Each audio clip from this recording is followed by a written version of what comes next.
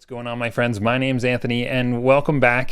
This has been 2 weeks since I shot my recent short film called Follow Your Dreams. So if you haven't got a chance to actually go watch that, then go back on my channel. The last video that I just posted was the full version of Follow Your Dreams, and you can watch the video in its entirety. This video is definitely going to spoil the short film, because what I'm going to do is kind of go over some of the smaller details and walk you through what I was thinking while shooting and creating this short film. And maybe you could use some of these techniques in your short film, that whatever you're going to be shooting next, whether it be a short film or even like a general YouTube video. I think there's some key kind of takeaways that I was thinking about when shooting this short film. So what we're going to do is kind of go through it, and I'll just kind of add some commentary to the short film. But like I said, this will totally ruin the whole surprise of the short film. So if you haven't watched it, go back and do so now.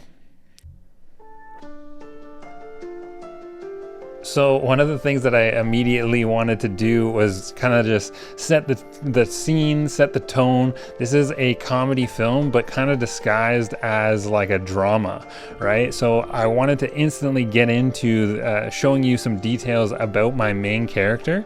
And what was kind of funny is the Toronto Maple Leafs have this saying, where they'll win the playoffs when pigs start to fly. So one of the details that I wanted to include in my short film is having a bunch of these little pigs all around the house of my main character. And you'll see this in the next shot here, is really these are just flying pigs. So it makes sense that if my main character's biggest dream is for the Leafs to actually win the playoffs, it would make sense that he has all these flying pigs all over the place.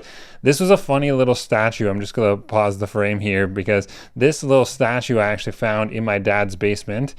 And I thought it would be kind of interesting to foreshadow the ping pong madness, or the ping pong mastery that would later go on in the film. So the very next shot here is the close up on the ping pong, or this little statue here.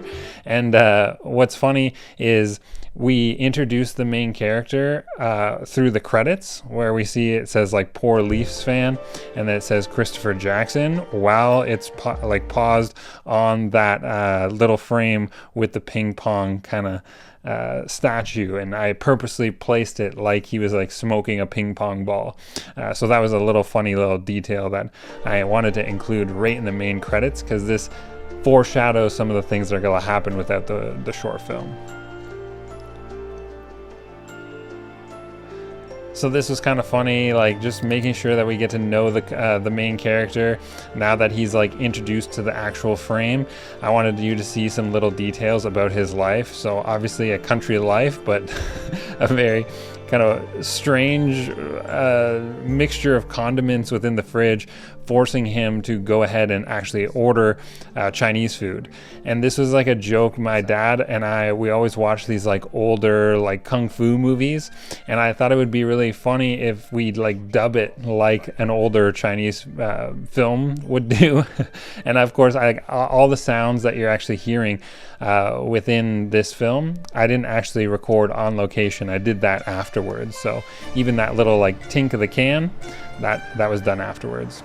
Really like this shot. It's nice and symmetrical here. And of course, I wasn't going to go in and actually film in the location, because we didn't have a budget, or I didn't want to have to ask for permission or anything like that. So that was an interesting shot. So this is the part where we first introduced the fortune cookie, and I wanted to kind of get it in frame and make sure that you are paying attention to the fortune cookie and know that it is very important, right? So you're going to see a close-up shot of the fortune cookie, and this is where you first see the Follow Your Dreams written on the fortune cookie here. So getting a couple shots with the fortune cookie prior to, then you see this. Now it feels like the music kind of picks up, the sound effects get a little bit more enhanced, and now it feels like the story is actually moving forward. Funny that he's driving 11 kilometers per hour in that shot too. And I think in the next one you can see that, yeah, he's driving 7 or 17 kilometers or so, which is pretty funny. So small little detail again. So now the music is intensifying. It's starting to like build up a little bit. This is the last shot. He pulls into his driveway and then takes a look at the fortune cookie again.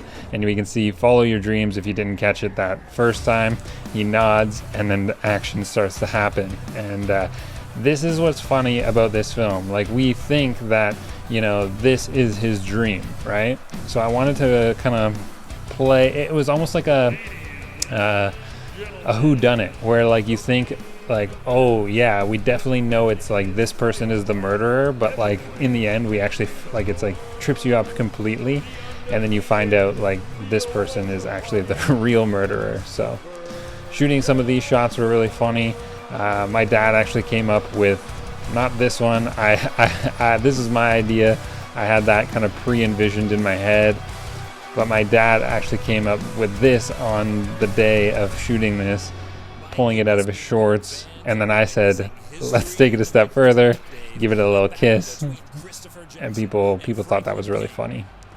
So now the match begins, and really he's just playing my brother in this this scene here. Some of these shots, like he's not even actually hitting it, and then I thought it would be funny to like end the match with like him getting really PO'd essentially, and like a cheap shot almost hitting him in the nuts, but it forces him to actually miss the shot. And then that quick transition from the ping pong table. Let's get it a little bit slower here.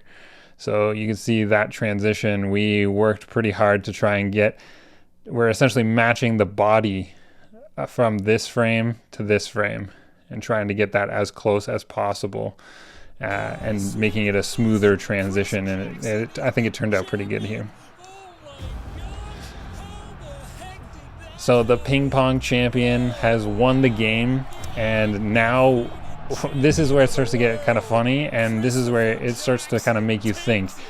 Originally, we thought the dream was becoming the ping pong champion of the world, but now we can actually see the main character actually falling asleep and going into a dream. The camera kind of pulls in a little bit. I threw on a Kenko black mist filter to create this like haze, and then tried to shine a light directly into the lens to really increase the amount of haze that was in the room. And this was just done with like a tube light. You can actually see the tube light in his glasses, and it's on a TV effect here.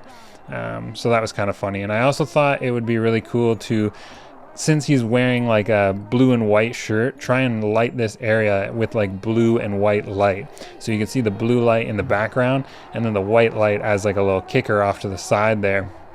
And then of course, this is when the Toronto Maple Leafs have won the game, and then we suddenly wake up. Like the framing, going back to this frame here, right here, the Aperture MC there's two Aperture MCs in the background. One set to like an orange hue to light the cabinet, because otherwise it was just pure dark. And then one set to like a teal, or yeah, just like a cool temperature in the background there. And then we have the plant in the foreground. So that was kind of a cool framing there. I thought that was nice. So now this is him actually following his dreams here, and we can see that, you know, he's turned on hockey. They've just scored a goal, and then it cuts to black. It says keep dreaming. It actually says keep dreaming keep dreaming, you bastard, in Chinese here. So I thought that was pretty funny. I hope you enjoyed the short film, and you know, I think a lot of people were curious as to like how this was shot and things like that. So I wanted to give you a quick breakdown of the short film, and like I said, include some of those little details that maybe you weren't necessarily thinking about. So maybe you could include some of those the details that I included in this short film in something that you're creating next. Hope you enjoyed. If you enjoyed the video, hit the like button for me. It really does help. And that's all I got. If you have any questions, leave them down in the comments down below. I'll see you in the next one.